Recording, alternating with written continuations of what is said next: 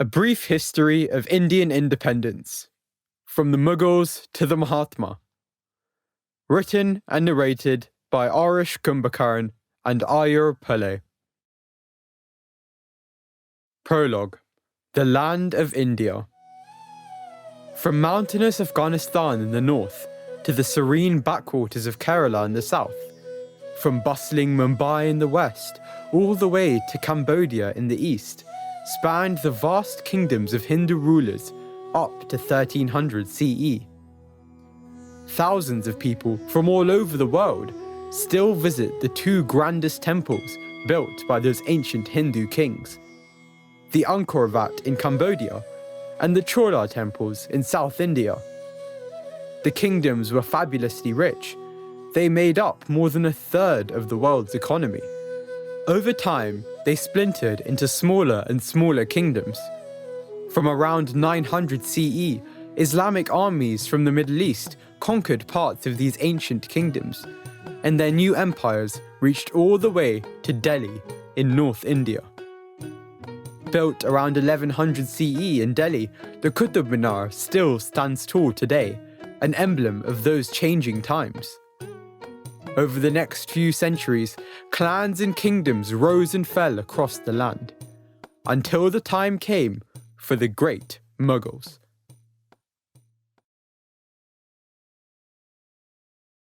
Chapter 1.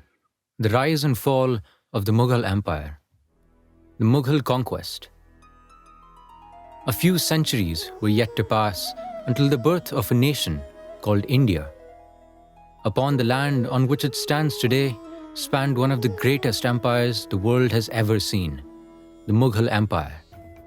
Babur, a descendant of the great Genghis Khan, founded the Mughal dynasty in 1526 by occupying North India and modern-day Pakistan and Afghanistan. His son Humayun, the second emperor, ruled over the land he inherited with the guidance of his general Bairam Khan. When Humayun died in 1556, Bairam Khan prevented the news from spreading to ease Akbar, Humayun's son, onto the throne at the tender age of 13. Bairam Khan cared for both Akbar and the empire until Akbar truly took control a few years later. The Mughal kingdom that Akbar inherited included only Delhi, Agra, and Lahore, but Akbar succeeded in expanding his empire to most of North India and also parts of Deccan in the south. Akbar was one of the greatest emperors that walked this earth. Over time, as his exploits grew, he truly earned his title of Shahenshah, the King of Kings. Akbar's empire was forged by battle, yet ruled with a benevolent hand. Despite being a devout Muslim himself, not only did Akbar allow the practice of other religions, he encouraged it. He enjoyed Hindu festivities, worshipped Farsi deities, and had his son taught by Jesuit priests.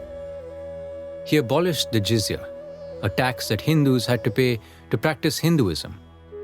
Birbal, a Hindu, was appointed as one of his chief advisors. Art flourished as painters, poets, and musicians of legend sprang up all over his vast dominion. Architecture and philosophy made leaps and bounds in the liberal society that had grown under Akbar's reign. Akbar's court was adorned by masters in their own disciplines, men who are remembered for their work even today. Tansen, the master of song, Birbal, with wit and wisdom unbested, and Faizi of poetry most beautiful. It was a veritable renaissance in itself, the golden era of the Mughal Empire. A life of battles and the weight of responsibility for an empire took a toll on Akbar's health. In 1605, he fell ill, and after a glorious life spanning 63 years, he finally passed beyond the veil. After Akbar's death, his eldest son Salim declared himself king, with the title of Jahangir, conqueror of the world. Fortunately, the empire prospered under Jahangir's rule. Akbar had ensured an easy time for his descendants, but Jahangir also genuinely cared for his subjects. In 1615, Sir Thomas Roe, the ambassador of King James I of Britain, arrived with a request to be permitted to trade in India. Jahangir granted this request, unwittingly making a decision that would affect generations to come. Over time, however, Jahangir lost interest in governing his empire. He was often ill and did not command the respect that the empire needed in times of crisis. By 1627, the truth in the maxim, "all good things must come to an end," was apparent. The kingdom Akbar had created was slowly crumbling. Jahangir died that year, leaving his son Shah Jahan to rule over the empire. Shah Jahan ruled in much the same way as his father. However, he had a great interest in architecture and spent vast amounts of the treasury on pompous building projects that left the people of the empire poor. During his reign, Shah Jahan built the now famous Red Fort in Delhi, where generations of Mughal emperors resided. Perhaps his most well-known architectural feat is the Taj Mahal in Agra, built in memory of his wife Mumtaz. The fall of an empire. Shah Jahan favoured his younger son as his heir over his eldest Aurangzeb. Aurangzeb decided that he would not let the throne slip from his grasp. Faced with the threat of his younger brother taking the kingdom, he imprisoned both his father and brother, taking control of the empire for himself. Shah Jahan died a prisoner in the Red Fort in 1658. Aurangzeb was an Orthodox Muslim. Unlike his predecessors, he wanted to end religious freedoms. He restarted the jizya, a tax on non-Muslims for the practice of their religion. His administration, however, was more than 30% Hindu. Many of them were key in helping Aurangzeb gain power in South India. Aurangzeb's policies were often in conflict with each other. In some places, he destroyed temples and built mosques in their place to subdue Hindu culture. Elsewhere, to please the Hindu nobles, he allowed the repair of existing temples and even built new ones. Aurangzeb was also an expansionist. He expanded the Mughal Empire to its furthest borders, from Kabul in the north to Madras in the south, from Mumbai in the west to Bengal in the east. Administering such a large area while being a divisive figure proved to be too great a challenge. Aurangzeb's empire stood in stark contrast to that of Akbar's. Peace and prosperity had descended into rebellion. Tolerance had fallen to the hands of oppression. Aurangzeb's disreputable ascension to the throne served only to heighten his suspicion of his own heirs, to such an extent that he imprisoned 3 sons, a daughter, and nephews. After Aurangzeb's death in 1707, the once mighty Mughal Empire was about to receive its final blow. In 1739, Emperor Nadir Shah, described by some as the Napoleon of Persia, launched a devastating campaign on the Mughal capital, Delhi. Nadir Shah took away all of the Mughals' most valued possessions, including the peacock throne and the Kohinoor diamond. It is said that Nadir Shah looted so much that upon returning to Persia, he was able to waive taxes for 3 whole years. The Mughal Empire was no longer the formidable force of the past. In earlier times, the emperor could always count on the vast gold in Delhi to support an army and keep the empire together. With no wealth, and now no loyalty, the empire was doomed to fail. The great Mughals were now but figures of the past. They had ruled India for more than 2 centuries, but the time for the next great power drew near. The East India Company.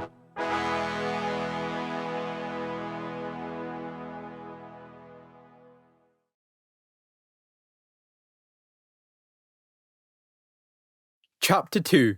The East India Company. The Europeans come to trade. Few tales of wealth surpassed those of the Indian subcontinent, with its golden palanquins and gilded temples. These tales, almost entirely true, enticed European traders seeking profit in this land of prosperity. But before 1498, European trade with India wasn't quite what they had dreamed of. Arabs and Italians monopolized the land trade routes to India and taxed trade heavily.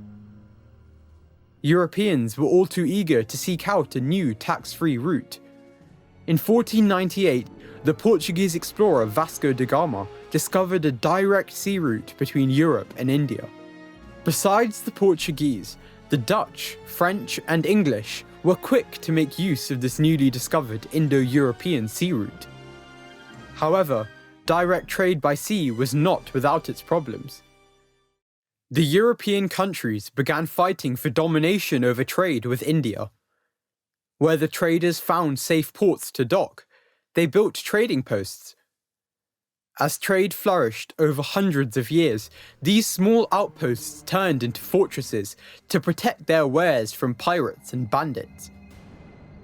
Soon, these companies were commanding small armies of European mercenaries. The Carnatic Wars. In the mid-18th century, conflicts back in Europe had poisoned Anglo-French relations in India, leading to 3 Carnatic Wars. After an English attack on the French port of Pondicherry in South India, the French struck the nearby English port city of Madras. Both sides enlisted support from local Indian kings.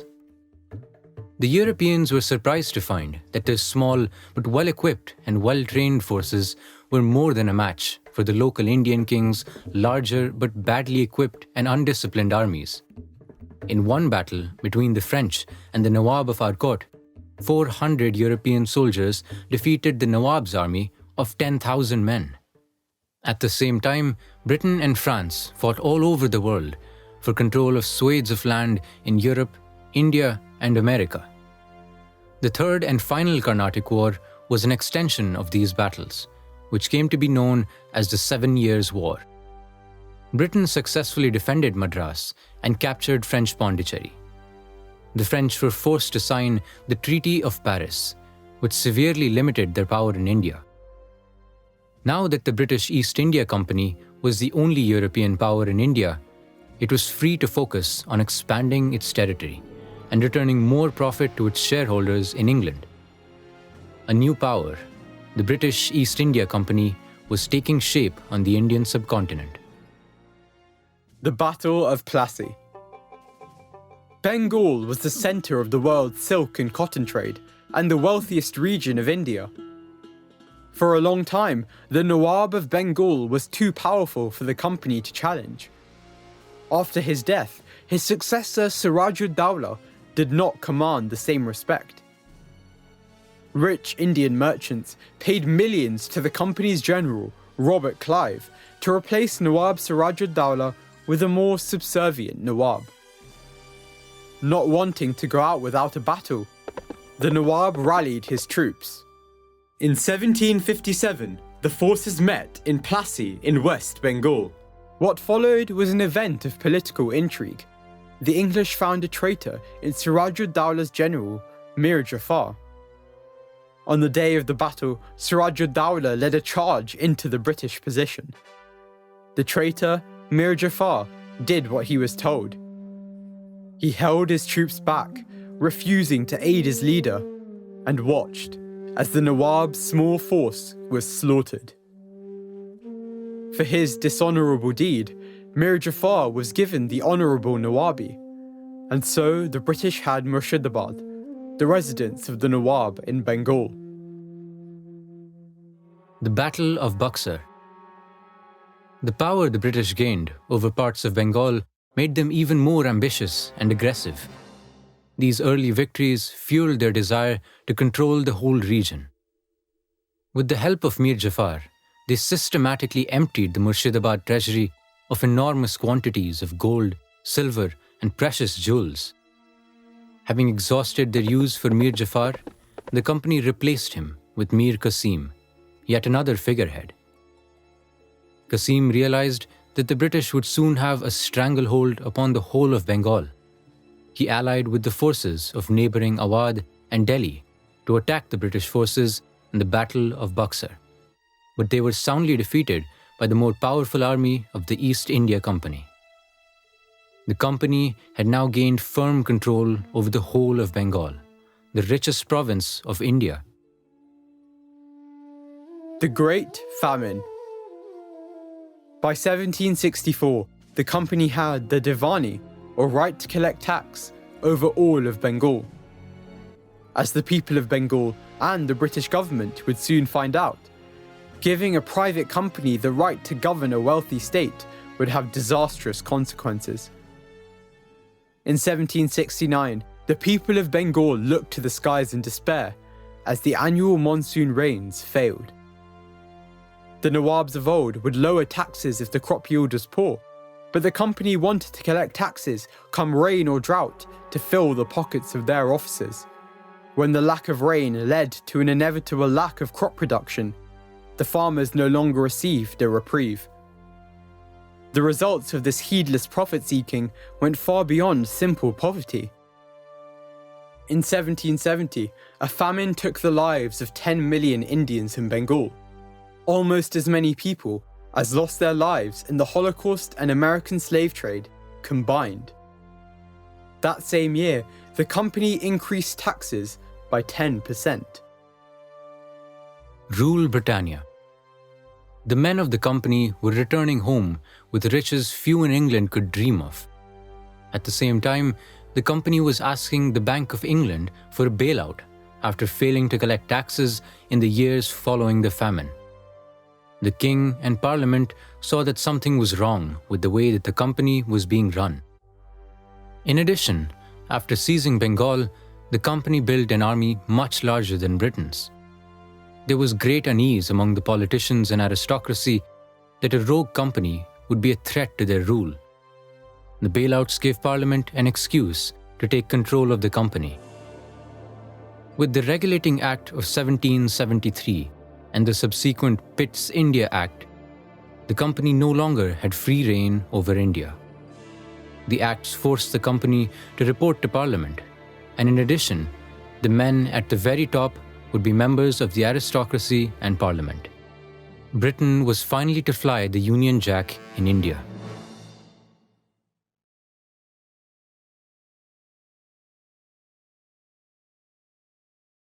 Chapter 3. Life under British Rule. Death by Diplomacy.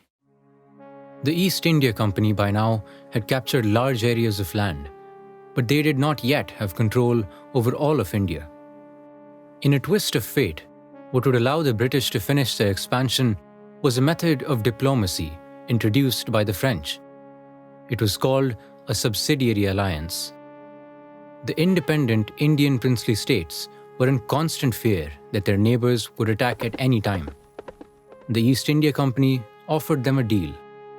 The princely states would pay the company huge sums of money for protection, and they would no longer be allowed an army of their own.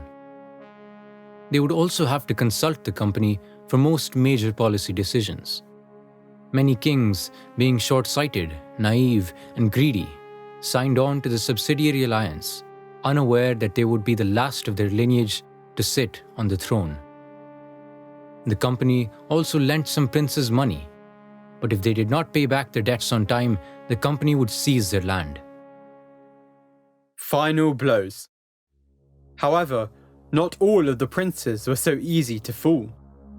The greatest form of resistance came from the south.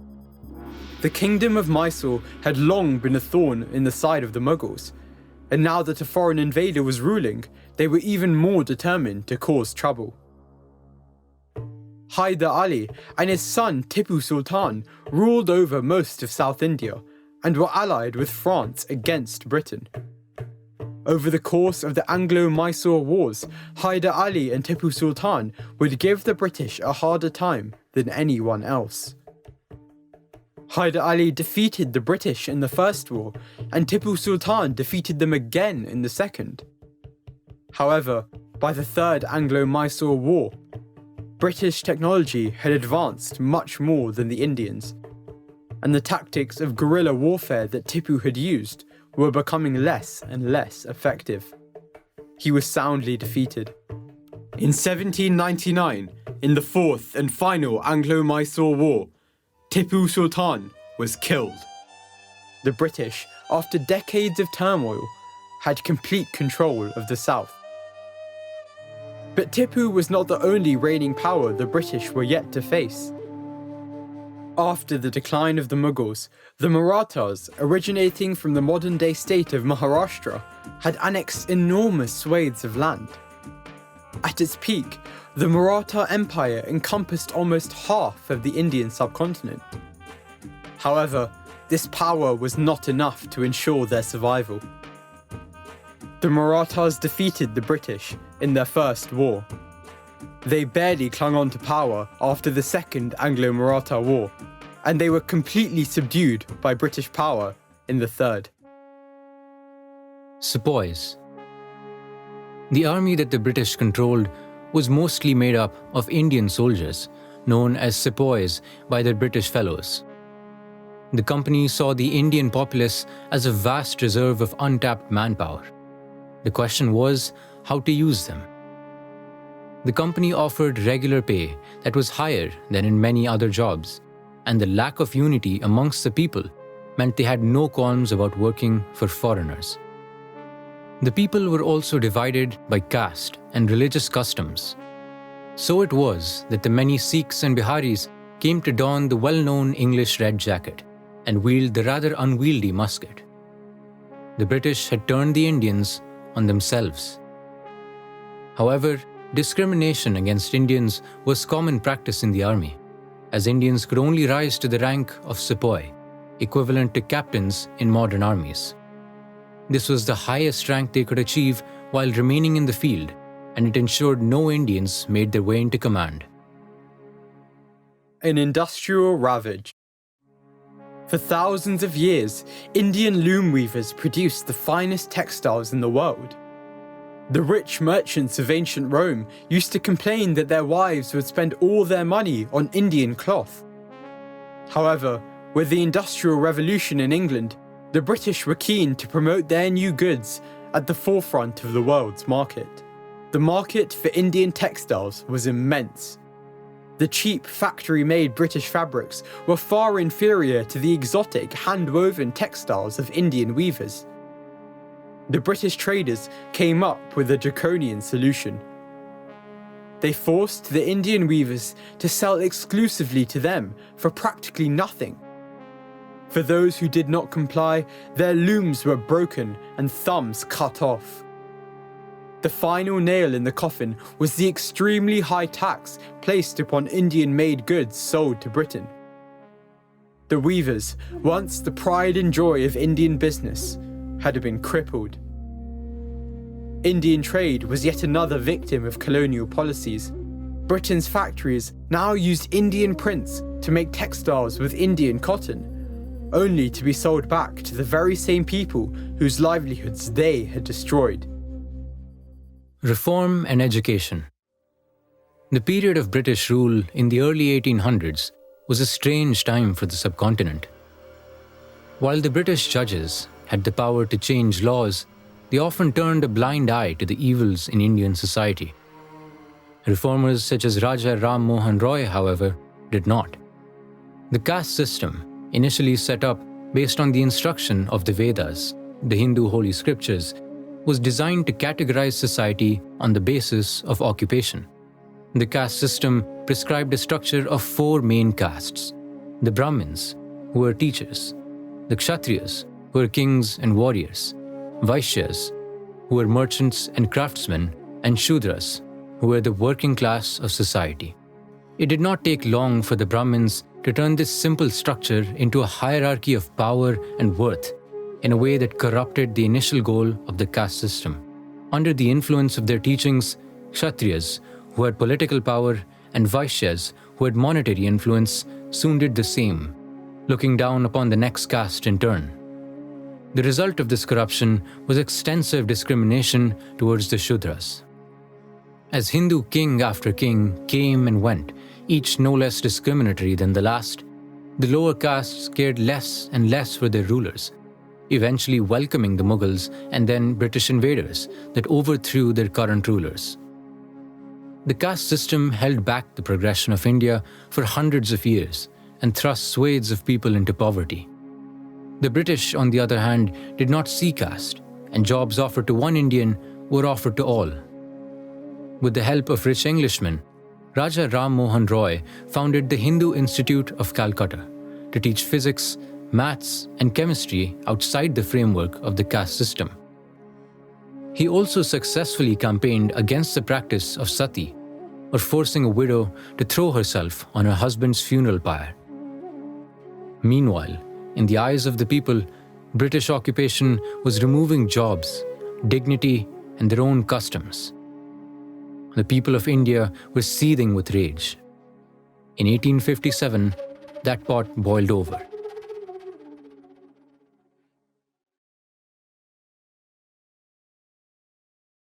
Chapter 4: The Sepoy Mutiny. The Enfield Rifled Musket. On the 29th of March in 1857, Mangal Pandey fired upon a British officer. Why? The company had introduced a new gun, the Enfield rifle, for Sepoys. For the rifle's new bullets, the company decided to use new grease, and it was this grease that caused the problems. The cartridge covers were rumoured to have been coated with cow and pig grease, and in order to open the cartridges, the soldiers had to rip open the covers with their teeth. Hindus consider it a grave sin to touch substances derived from cow meat, and Muslims consider pigs unholy and unclean. The cartridges actually used beeswax, but by now the rumour had spread like wildfire amongst the soldiers. There was great anger with the British for forcing the Sepoys to use these products. British superiors, hearing of the unrest, decided to placate Sepoys by allowing them to grease cartridges with substances of their own composition. But by this time, the seeds of the mutiny had been sown. Mangal Pandey. On the morning of the 29th of March, a Sepoy named Mangal Pandey raised a commotion, threatening to shoot the first British officer he saw and attempting to incite a rebellion. General John Hersey was the first to arrive at the scene and was fired upon. The other Sepoys in his regiment stood back, refusing orders to restrain Pandey. However, they did not join him in his attempts to incite rebellion either. After his failed attempts, Pandey shot himself in the chest. He did, however, survive and was later tried and hanged. The entire regiment was disbanded and sent home, consumed with a desire for revenge. Massacres in Meerut. One of the largest stages of the pre-revolt scene was Meerut, in the northern state of Uttar Pradesh, where some Indian officers of the 3rd Native Cavalry were imprisoned and sentenced to hard labour for refusing to use the cartridges. They were publicly shackled and led to prison. The next day, Sepoys of the 3rd set out to free their fellow Indian soldiers, imprisoned the day before. They went on to attack Britishers in the civilian quarters of the barracks, killing men, women and children. After freeing the imprisoned soldiers, they made their way to the centre stage, Delhi. A call to arms. On the 11th of May, the Sepoys of the 3rd reached Delhi in search of the last remaining Mughal emperor, Bahadur Shah Zafar. Zafar was not anti-British. He was a resigned, aged man who wanted to live out the rest of his days in peace. He was content to let the British collect taxes as long as he could enjoy a quiet life and a moderate company pension. But on the 12th of May, the day after the mutineers' arrival in Delhi, even that simple dream was to come to a jarring end. The reason for the Sepoys' arrival in the court of the emperor was purely tactical. What they wanted was a call to action in the name of the Mughal emperor. Zafar was indecisive, but eventually, after much coercion, he accepted the Sepoys' demands. The emperor's word incited action on a scale that surprised even the British, who had come to view the Mughals as inconsequential. A fragmented uprising. Word of the rebellion spread rapidly. But the mutiny was not a national uprising. It was an unorganized venting of rage. Nor was the mutiny strictly a battle between the English and the Indians. There were as many Indians fighting the rebels as there were Europeans. A majority of the Sepoys who fought on the British's side were Sikhs and Pathans. They had suffered greatly beneath the hand of the Mughals and had no desire to see them rise again. The Sikhs were also fiercely loyal men and would not betray their English commanders for a petty rebellion. On the sidelines of the rebellion, nobles, landowners and peasants joined the fighting to reclaim the land they had lost to the British in earlier annexations. The rebellion was concentrated in areas such as Delhi, Kanpur, Lucknow and Bihar, while elsewhere it was non-existent. The Siege of Delhi. Delhi had symbolic importance in the eyes of the British as the capital of the Mughals. It also had strategic importance as an arms depot, home to multiple fortresses and a communication center. On the 23rd of May, 11 days after the arrival of the Sepoys of the Third in Delhi, came the first of the British troops who would lay siege to the great city and take the Delhi Ridge. Further action was slow to come, for the British were greatly outnumbered and would be at a disadvantage in a direct attack on the mutineers. The hero of the English side arrived in the form of Brigadier General John Nicholson. A hero of the British-Afghan wars, his very presence inspired confidence in the troops loyal to the company. There were two major fronts for the fighting, the Kashmir Gate and the Lahore Gate. The fighting began with an attack on the Kashmir Gate in the early hours of the 7th of September. Nicholson led his column in the initial charge and was dealt a devastating blow. But under their cover, a small group of engineers were sent in to detonate explosives against the Kashmir Gate. This ended in the British taking the gate and eventually Delhi. The tragic end of Bahadur Shah Zafar. When the British took Delhi, they found the old Emperor Zafar hiding in Humayun's tomb. Despite his resignation and non-participation in the actual mutiny, he would live the rest of his days in misery, exiled to Burma. His sons and a grandson were summarily executed shortly after being forced out of hiding. In his exile in Burma, the aged emperor had no solace, even nearing death. Shortly before he was buried, in the back of his enclosure, he wrote a last poem, which ended in the lines, "How unfortunate is Zafar! For his burial not even 2 yards of land were to be had in the land of his beloved." On this tragic note, did the line of the Mughals truly come to an end. The sacking of Delhi. The horrors of the mutiny were reflected in the shockingly high civilian casualties. Civilians were not just killed, but massacred multiple times. After the capture of Delhi followed a massacre of Indian civilians. As one of the British put it himself, "All the city's people found within the walls of the city of Delhi, when our troops entered, were bayoneted on the spot. These were not mutineers, but residents of the city who trusted to our well-known mild rule for pardon. I am glad to say, they were disappointed." For a year, the rebellion continued, until the November of 1858, when all the mutineers were firmly put down by the British. No mercy shown. There was no better man when the rebellion ended. There was only a victor, and it was the British. An estimated 150,000 Indians and 6,000 British were killed during the course of the mutiny.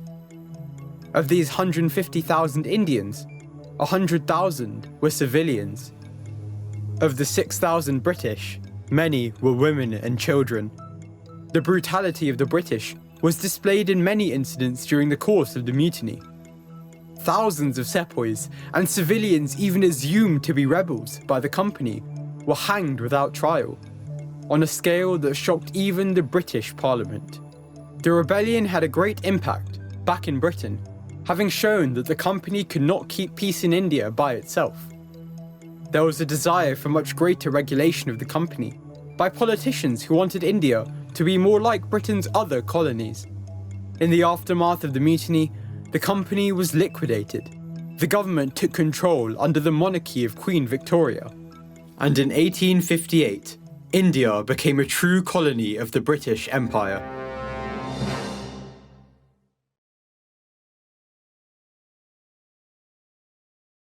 Chapter 5: The Beginnings of the Freedom Struggle.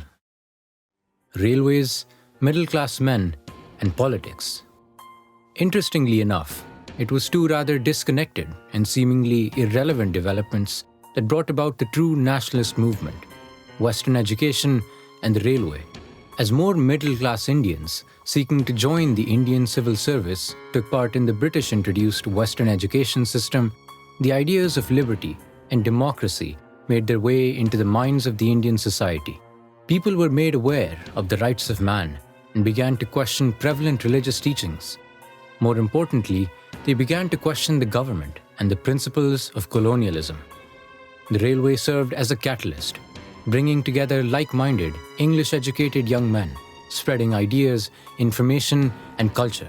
It didn't take very long for the nature of turmoil in India to shift from being religious to intellectual.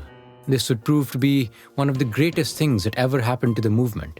As the educated and literate population of India increased, newspapers began to be published, writing about the government and criticizing the British Raj. A prominent critic of the British administration was Dadabhai Naoroji, who focused on Britain draining wealth from India. He wrote that the British government was the lordliest and costliest administration in the world. In many ways, this was true. Huge amounts, equating to millions of pounds, were being sent to Britain as charges for the administration. All the while, Indians were being made poorer every year. The Indian National Congress. The Indian National Congress was, oddly enough, founded by a Britisher, Alan Octavian Hume, in 1885. It was initially meant to be a vent for Indian discontent, as to prevent another blowout like the Mutiny of 1857. The INC started out with 72 delegates and grew past 450. They were men of the educated middle class, from journalists to doctors and lawyers. At the time, the British looked favourably on the INC. It pressed for social reform, equality and secular rule. Independence from British rule was not part of the agenda. For 20 years, the rapport between the INC and the British government was a simple push and deflect. Petitions raised by the INC were sure to be considered by the British government, but were rarely implemented. For the younger, more hot-blooded men of the INC, 20 years was too long for no progress to occur. Radicals strove to stir the population to rise up in the name of self-rule.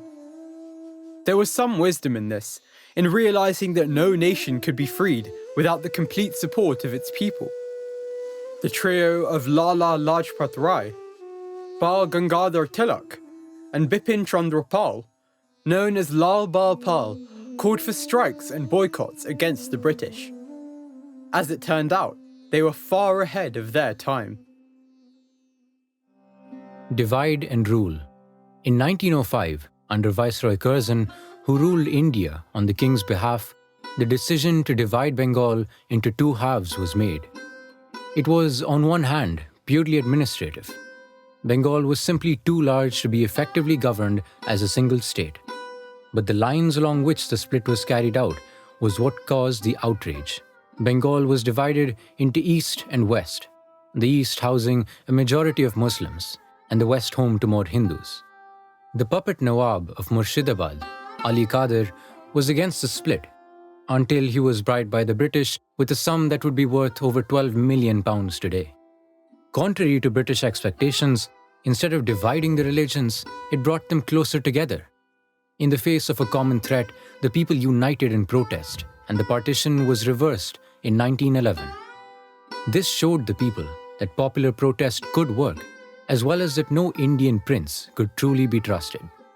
Congress saw that if there was to be a figurehead for the movement, it had to be one of the people.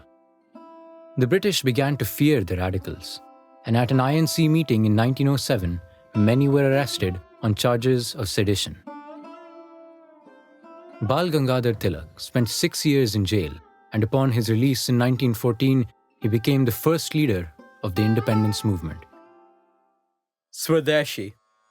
With the spread of the idea of Swaraj, or self-rule, Indians took notice of the ruin of Indian industry by the British government's economic policy.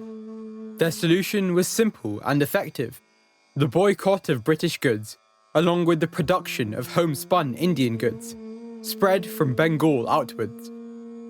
They started to burn British products, and washerwomen and cobblers refused to clean British clothes and repair British shoes.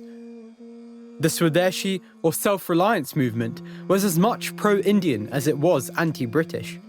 The movement was not restricted to fabrics and leather. It also inspired the birth of large Indian industries, such as the Tata Iron and Steel Company. World War I.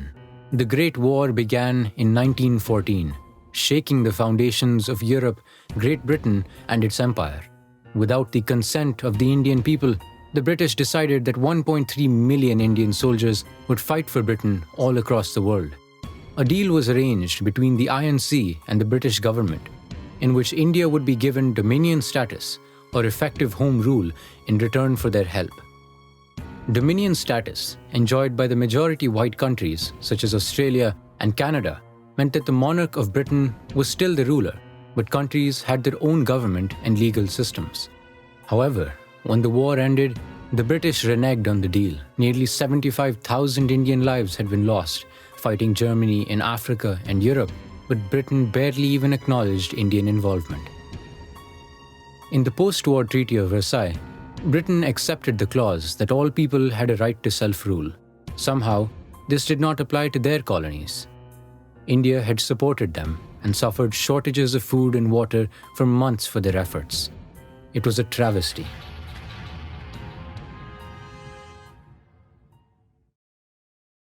Revolutionaries. With the wane of the INC sway after the arrest of the radicals, a new sect of freedom fighters sprang up: the revolutionaries. Their methods were limited to flinging bombs and using firearms, their beliefs being that only violence could bring about any change of note. But these revolutionaries failed like many others had before them. Short-time heroes in the eyes of the population, these individual acts of violence failed to bring the nation together. It would take someone with something that all those before him lacked: a vision. It would take the Indian lawyer returning home from South Africa. His name was Mohandas Karamchand Gandhi, and he returned to India in 1915.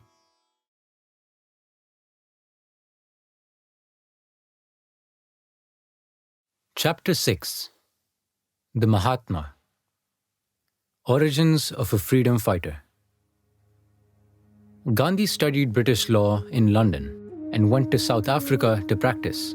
Once, when he was on a train to Pretoria, he was forcefully removed from first class and thrown off the train. A European passenger had wanted the seat, and Gandhi refused to move as he had bought a ticket and had every right to be there. It gave Gandhi an early glimpse as to the true nature of British colonial rule.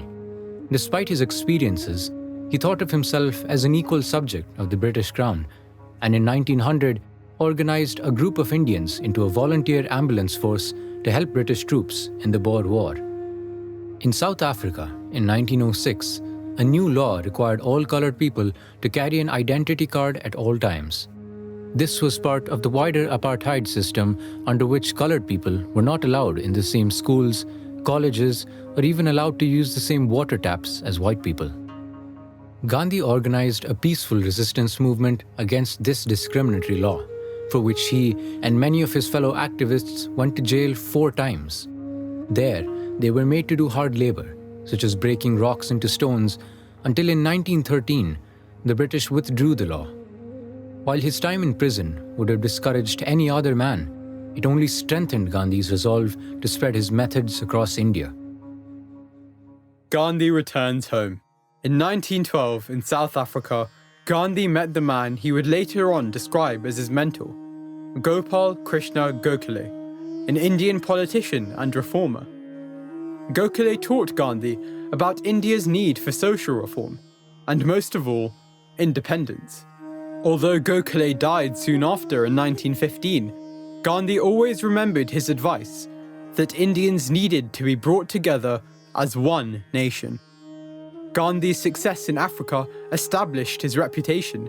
He was widely praised in India even before he finally returned in 1915. When Gandhi returned to India, he saw immediately that Congress was completely out of touch with the rural people. Prominent members such as Jawaharlal Nehru, Muhammad Ali Jinnah, and Sardar Patel were university educated and rich, and had very little in common with the rural Indian. Gandhi saw that the path to independence would be to prove to the millions of regular Indians that Congress was willing to fight on their behalf. His first act was to traverse the length and breadth of the country by train, travelling in third class with the poor folk. Visiting one village after another, Gandhi listened to the people whose lives had been destroyed by the British. Over time, he gained their support. His next action was to organise a satyagraha, or civil resistance, in the village of Champaran in northern India, where the farmers were forced to work on indigo plantations. Indigo, being profitable to the British, was just about the only crop grown there, and food crops were scarce. The indigo the farmers grew was bought at exploitatively low rates by the British. Gandhi's arrival in Champaran ended in his arrest, but a very brief arrest it proved to be. Hundreds of farmers gathered outside the courtroom in protest, until the judge felt he had no choice but to release him. The government was forced to compensate the farmers properly for their indigo in the future. This movement garnered him the reputation of being a man of the people. Before Gandhi, Congress met just once a year in Delhi, far away from the masses and too far to hear their problems or act on them. So Gandhi went all around the country, talking to people as well as holding rallies. He also convinced Congress to lower the joining fee to a very small amount, and Congress grew in number by the thousands. Despite being an educated lawyer, Gandhi gave up the luxuries of his status and chose to live in ashrams and small huts in order to be closer to the people. Jallianwala Bagh. The broken promises of World War I were not easily forgotten by the Indian people. Indian deaths numbered in the tens of thousands, and yet the freedoms and liberties promised to the people had not materialized. Naturally then, the leaders of the Indian National Congress and the Muslim League turned to protest. The British government, unhappy that the Indian populace had a newfound belief in freedom, passed the Rowlatt Act, allowing the army to break up with lethal force any protest they deemed as disturbing the peace. Still, protests continued, turning violent in early April of 1919 in Punjab. Fearing rebellion, the British enforced stringent measures, preventing groups of more than 4 people from meeting. On the 13th of April, a crowd gathered in Jallianwala Bagh, a walled park just beside the Golden Temple in the city of Amritsar. A speaker stood in the raised center of the park, while over 1,000 common folk stood around, women, children, and men. They were celebrating the Punjabi harvest festival of Baisakhi, so crowds were naturally gathering all around. 20 minutes into the gathering, the sound of the exit gate closing was heard. Behind the crowd was a police regiment headed by General Reginald Dyer, with their rifles raised. In the minutes that followed, 379 unarmed civilians were killed and more than 1,200 wounded. The dead included 337 men and women, 41 children, and a 6-week-old infant. Some of the Indians, after failed attempts to flee through the locked gates, threw themselves into a deep well to escape the bullets. They did not survive the massacre. Some soldiers initially shot into the air, at which Dyer shouted, "Fire low! What have you been brought here for?"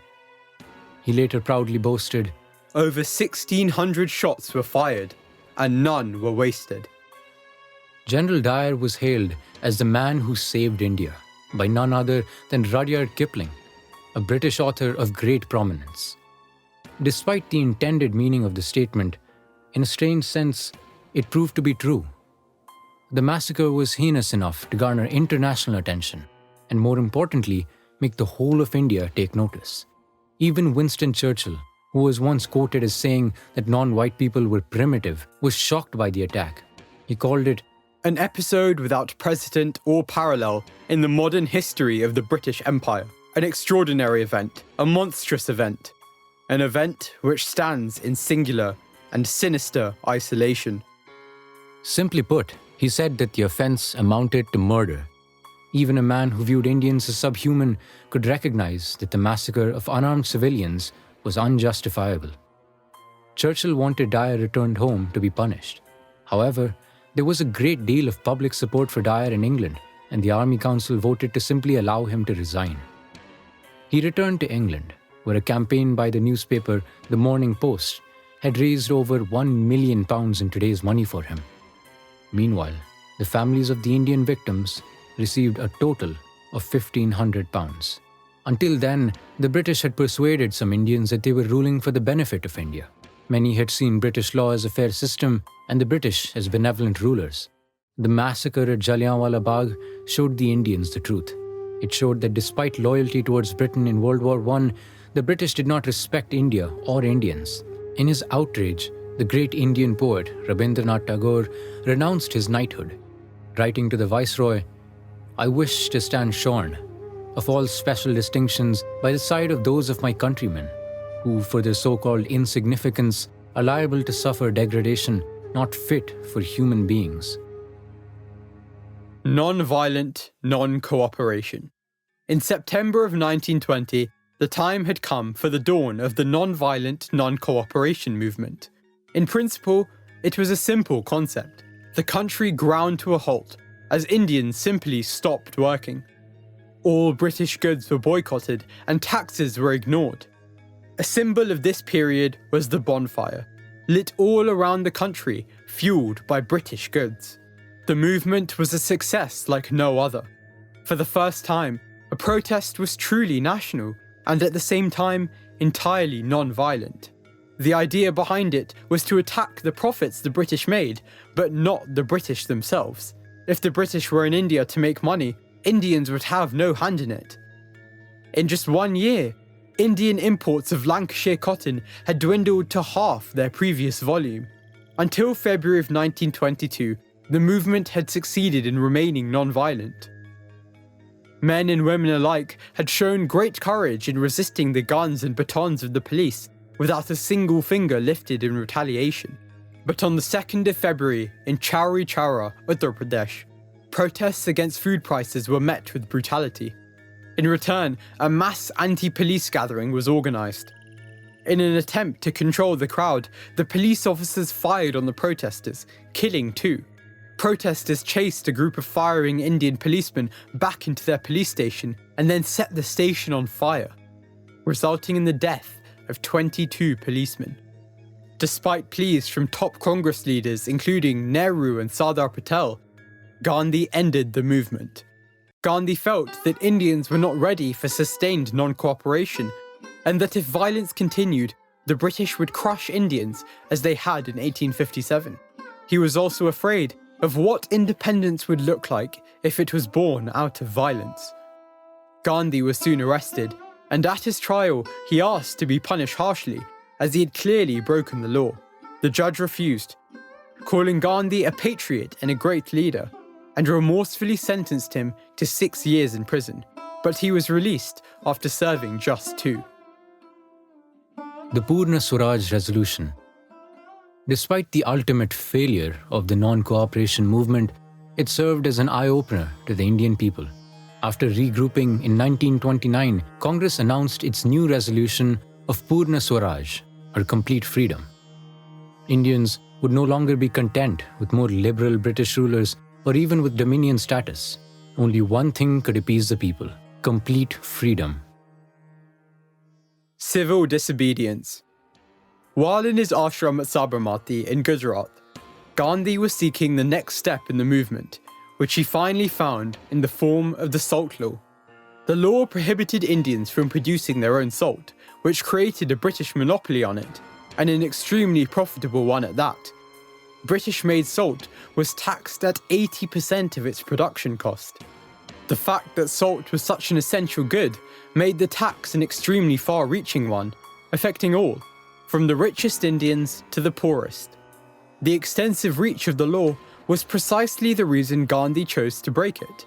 Everyone had a reason to take notice and participate.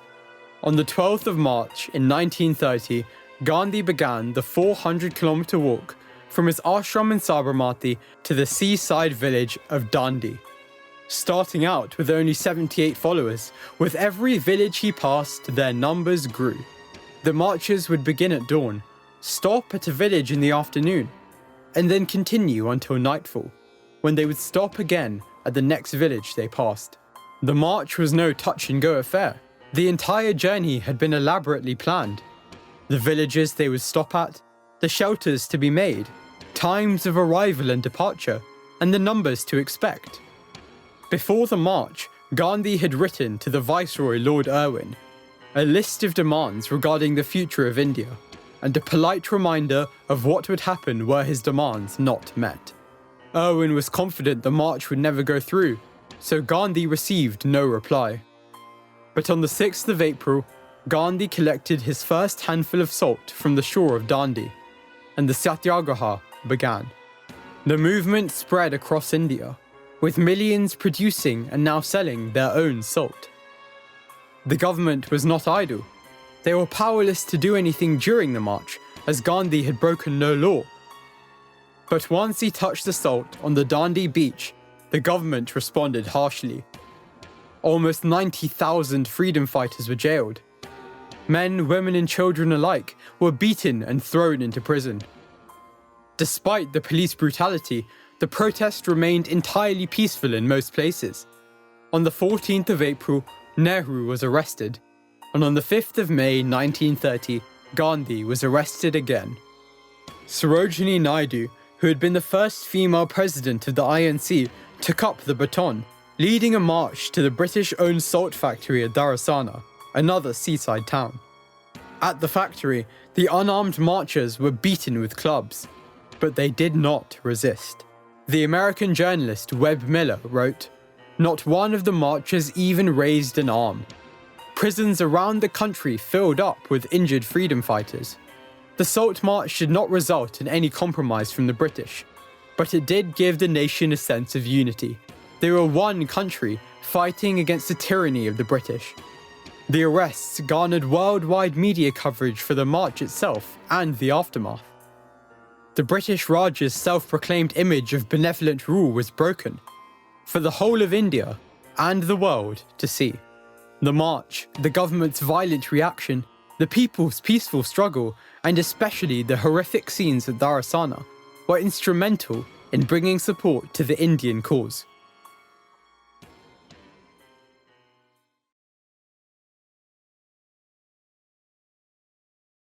Chapter 7: The Birth of Two Nations. The idea of Pakistan. Despite the relative success of the civil disobedience movement, all was not well with the people of India. Muslim unrest was reaching its peak, with their leaders claiming Congress was a Hindu party and India was a Hindu state, spreading fear of becoming a voiceless minority after independence. In 1930, the poet Muhammad Iqbal first suggested the idea of Pakistan to Jinnah. A separate federation of Muslim provinces, he said, is the only course by which we can secure a peaceful India and save Muslims from the domination of non-Muslims. Why should not the Muslims of northwest India and Bengal be considered as nations entitled to self-determination, just as other nations in India and outside India are? In 1935, the British sought to pacify the Indian freedom fighters while keeping real power to themselves. They offered a very limited form of democracy, where elected Indian representatives would have a small say in the affairs of the state. However, the British continued to try and divide the people during these elections. Muslims were encouraged to vote only for Muslim candidates, and the same applied to Hindus. In the 1937 elections, the Muslim League was far behind Congress, even in the Muslim-majority areas of Bengal and Punjab. Leaders of the Muslim League were afraid that they would have no voice in a Hindu-majority independent India, and so the idea of Pakistan came into play. Muhammad Ali Jinnah was the most prominent figure at the forefront of this movement, and to any who knew him before, this may have come as a surprise.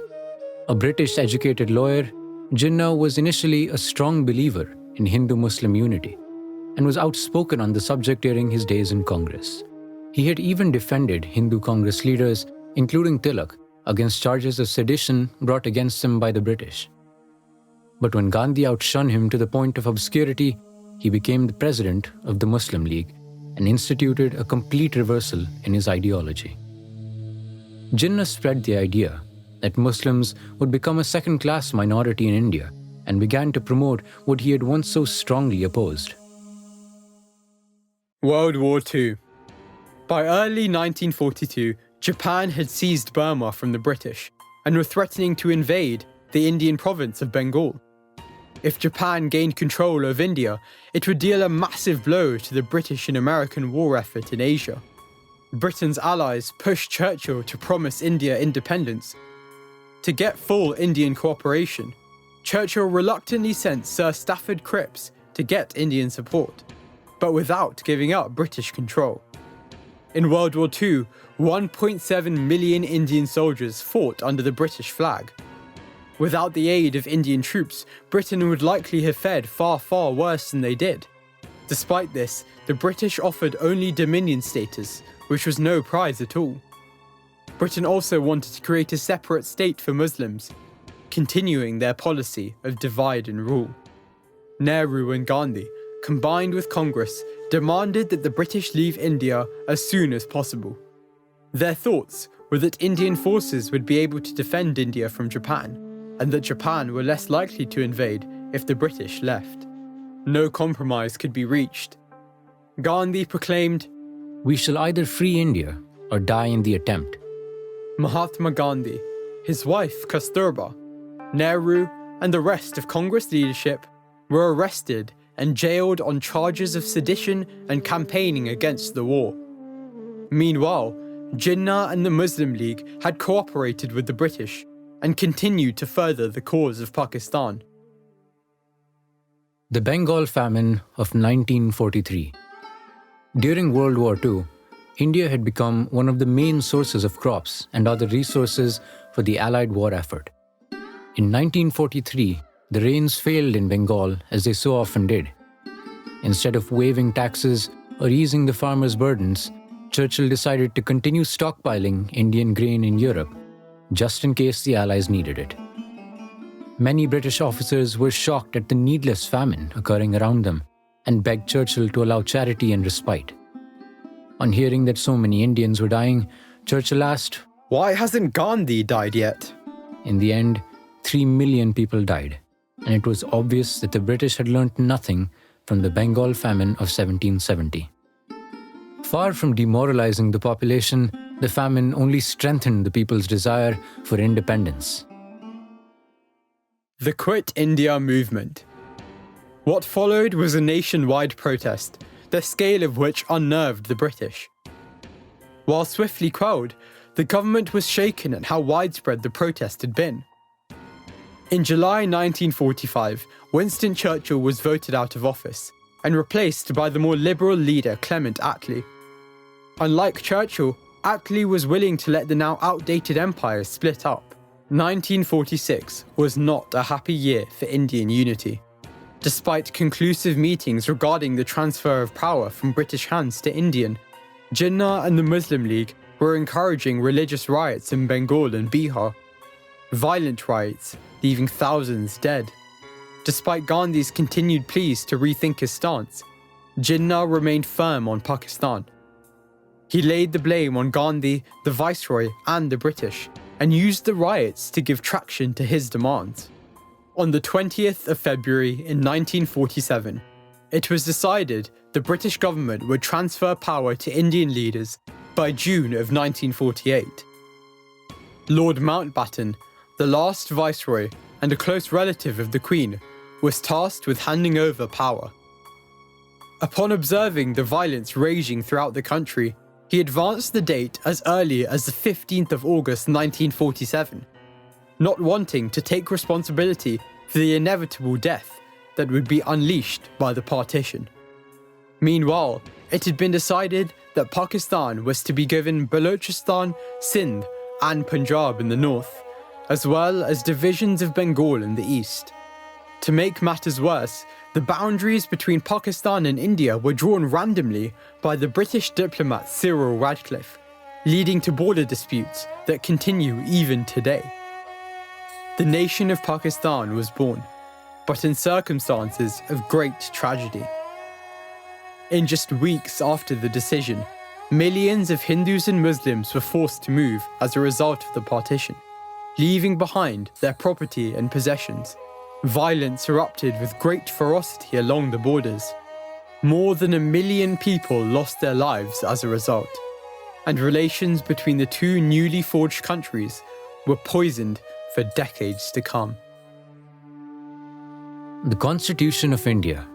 India would soon have independence, but how would the leaders of Congress ensure that it would be a better country than it had been under British rule?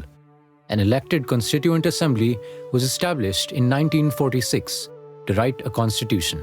It was decided by the States Reorganization Commission, formed by Nehru, that India would be a federation of states based on regional languages. Creating states ensured that no group of people would ever feel threatened the way Indian Muslims had, and that no group would ever want to leave again. Much like the other emancipated countries around the world, especially the United States of America, India would be a complete democracy at the federal and state levels.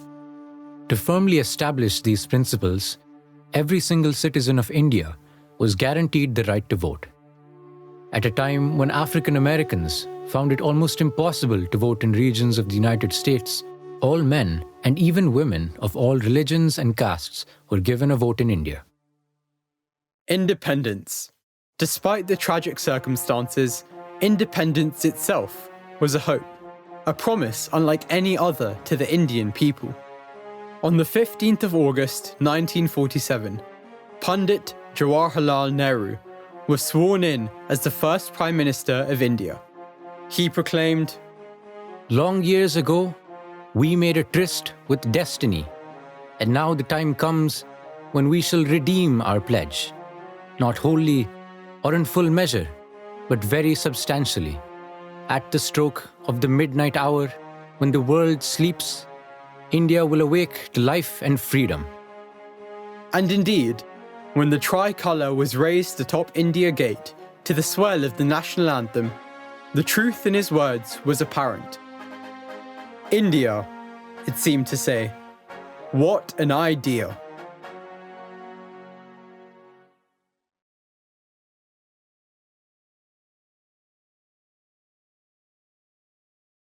Epilogue.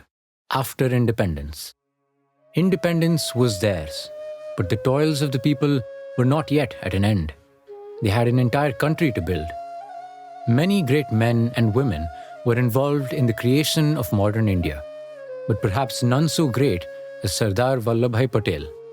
A titan of the freedom struggle, he was the first Home Minister of India, but his greatest accomplishments would come after independence. Some equate him to Germany's Otto von Bismarck, and others call him the Iron Man of India, for in the span of 2 years, he masterminded the integration of over 550 princely states into the new country of India. The first large country to peacefully wrest its freedom from Imperial Britain, India became an example for other British colonies. In the early days, many doubted whether India would succeed as a democracy and as a nation. Today, a statue of Mahatma Gandhi stands in Parliament Square, London. India has thrived as a secular democracy for over 70 years and has become one of the largest economies in the world. India was not built in a day, and it continues to grow as a nation and as a people. And despite the years that have passed since August the 15th, 1947, the world will never forget India's journey to freedom.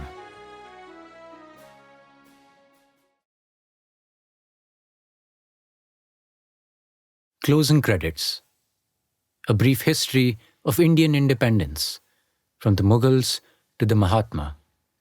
Written and narrated by Aarush and Ayur. Music composed by Robin Christian. Produced by StoryHour UK. Copyright StoryHour UK 2021. The end.